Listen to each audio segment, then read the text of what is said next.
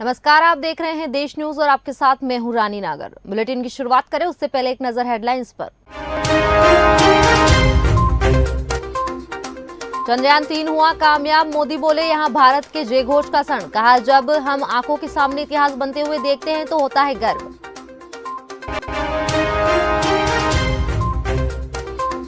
चंद्रयान-3 की सफलता पर भारत को दुनिया ने दी बधाई। ब्रिटेन बोला भारत ने इतिहास रच दिया। नासा ने कहा मिशन का सहयोगी बनने पर बेहद खुशी।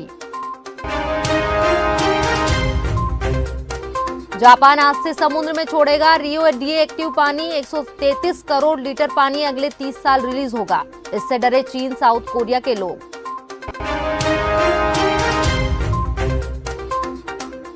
दसवीं 12वीं बोर्ड के एग्जाम साल में 2 बार होंगे। जिसमें ज्यादा नंबर आएंगे उसे गिना जाएगा। अगले सत्र से लागू होगा नया पैटर्न।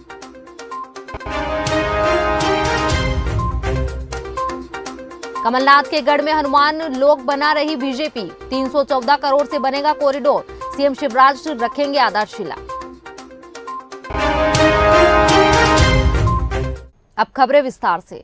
चंद्रयान-3 के लैंडर ने चांद के साउथ पोल पर शाम 6:04 पर लैंडिंग की। इसके साथ ही भारत सबसे कम खर्च में चंद्रमा के दक्षिणी ध्रुव पर पहुंचने वाला दुनिया का पहला देश बन गया। चंद्रयान-3 के लैंडर ने मैसेज भेजा, मैं अपनी मंजिल पर पहुंच गया और भारत भी। इसरो के डायरेक्टर एस सोमनाथ ने इस मिशन के लिए अगले 14 दिन अहम बताए हैं। वहीं पीएम मोदी ने साउथ अफ्रीका से देशवासियों को संबोधित करते हुए कहा कि अब चंदा मामा दूर के नहीं। आपको बता दें भारतीय वैज्ञानिकों ने सिर्फ 615 करोड़ रुपए खर्च कर यहां कारनामा कर दिखाया है। चांद पर पहुंचने के लिए 3 साल पहले चीन ने अपने चांग-ई 4 प्रोजेक्ट पर 1365 करोड़ रुपए खर्च किए थे। वहीं रूस ने अपने लूना 25 प्रोजेक्ट के लिए 1659 करोड़ रुपए लगाए थे। इन देशों का खर्च भारत के चंद्रयान-3 के बजट से दोगुने से भी ज्यादा है।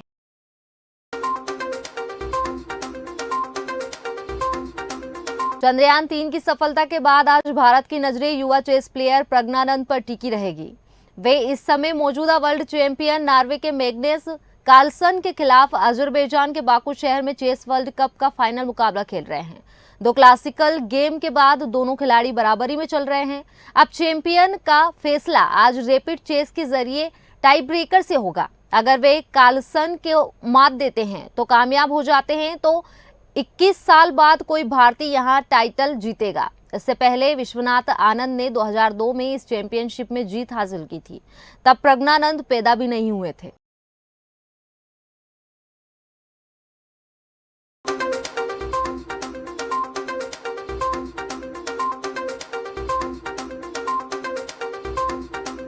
एकेडमिक सेशन 2024-25 से 10वीं और 12वीं की बोर्ड परीक्षाएं साल में 2 बार होगी। दोनों परीक्षा में जिसमें स्टूडेंट्स के ज्यादा मार्क होंगे उसे गिना जाएगा। केंद्र सरकार ने नई शिक्षा नीति के तहत नोटिफिकेशन जारी किया है। इसके अलावा 11वीं और 12वीं के स्टूडेंट्स को 2 भाषाएं पढ़नी होगी।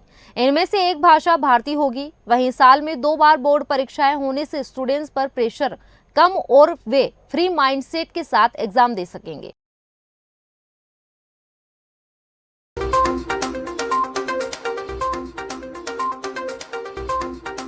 मिजोरम में अंडर कंस्ट्रक्शन रेलवे पुल गिरने से 17 मजदूरों की मौत हो गई। ये हादसा राजधानी आइजोल से 20 किलोमीटर दूर साइरोंग में हुआ। इस दौरान 35 से 40 मजदूर पुल पर काम कर रहे थे।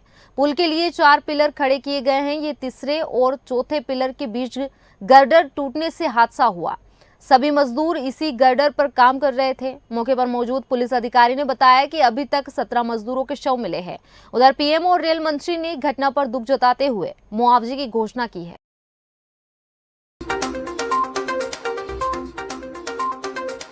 गुजरात के भरूच में एक केमिकल फैक्ट्री में जहरीली गैस निकलने से 28 लोगों की तबीयत बिगड़ गई। सभी को नजदीकी अस्पताल में भर्ती करवाया गया है। पुलिस ने बताया कि उन्हें फैक्ट्री से गैस रिसाव की सूचना मिली।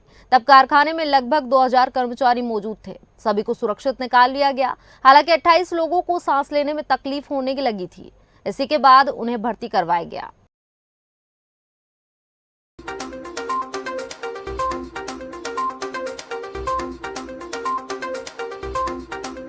अगले 30 साल तक जापान समुद्र में हर रोज 5 लाख लीटर रेडियो एक्टिव पानी छोड़ेगा। 12 साल पहले 2011 में आए भूकंप और सुनामी की वजह से फुकुशिमा न्यूक्लियर प्लांट में भयानक विस्फोट हुआ था। इसके बाद से ही वहां 133 करोड़ लीटर रेडियो एक्टिव पानी जमा है। न्यूयॉर्क टाइम्स के मुताबिक वहां जमा पानी करीब 500 ओलंपिक साइज स्विमिंग पूल के जितना है। जैसे ही जापान ने इस पानी को समुद्र में मिलाने की बात कही, चीन और दक्षिण कोरिया के लोग डरे हुए हैं।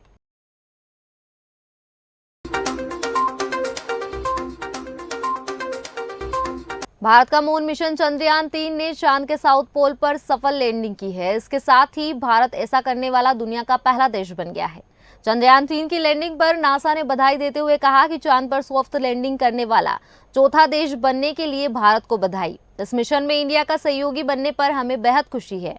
दरअसल नासा ने इसरो को दूरी मापने और ट्रैकिंग करने वाले डिवाइस मुहैया करवाए हैं। इसके अलावा दुनिया भर से अलग अलग लीडर्स भी मून मिशन की सफलता पर भारत को बधाई दे रहे हैं। वहीं रूस के प्रेसिडेंट व्लादिमीर पुतिन ने राष्ट्रपति द्रौपदी मुर्मू और पीएम मोदी को बधाई दी है। उन्होंने कहा कि साइंस और टेक्नोलॉजी फील्ड में भारत की ये बड़ी उपलब्धि है।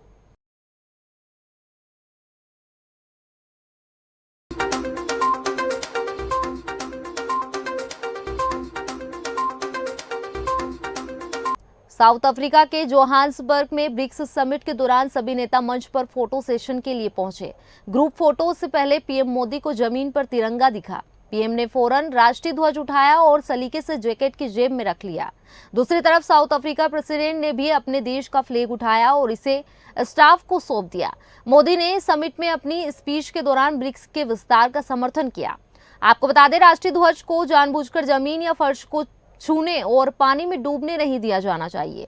फ्लैग कोड ऑफ इंडिया के मुताबिक कोई व्यक्ति राष्ट्रीय ध्वज का अपमान करते, कुचलते, फाड़ते या नियम के खिलाफ ध्वजारोहण करते पाया जाता है तो उसे 3 साल की जेल, जुर्माना या दोनों हो सकता है।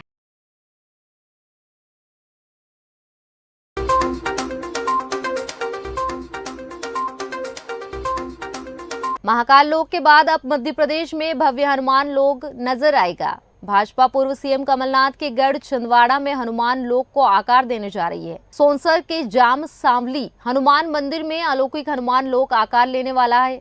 मध्य प्रदेश टूरिज्म बोर्ड 314 करोड़ की लागत से करीब 30 एकड़ में इसका निर्माण करवा रहा है, जिसकी आधारशिला मुख्यमंत्री शिवराज सिंह चौहान रखेंगे।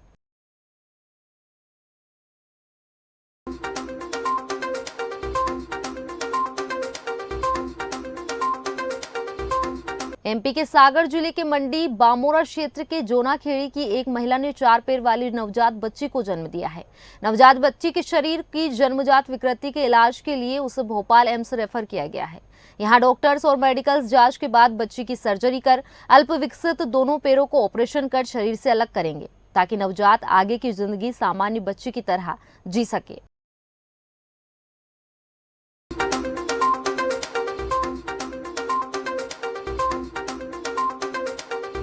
अक्टूबर से शुरू होने वाले क्रॉप सीजन से सरकार चीनी के एक्सपोर्ट पर बैन लगा सकती है। सरकार से जुड़े 3 लोगों ने रॉयटर्स को बताया कि बारिश की कमी के चलते गन्ने के प्रोडक्शन में कमी आई है, इसलिए देश में चीनी की कीमतों को काबू में रखने और इथेनॉल प्रोडक्शन के लिए पर्याप्त गन्ना बचाने के लिए सरकार यहां फैसला ले सकती है। इस फैसले से ग्लोबल मार्केट में कीमतें बढ़ सकती है। सरकार ने इसके पहले 2016 में चीनी एक्सपोर्ट को कम करने के लिए 20% टैक्स लगा दिया था।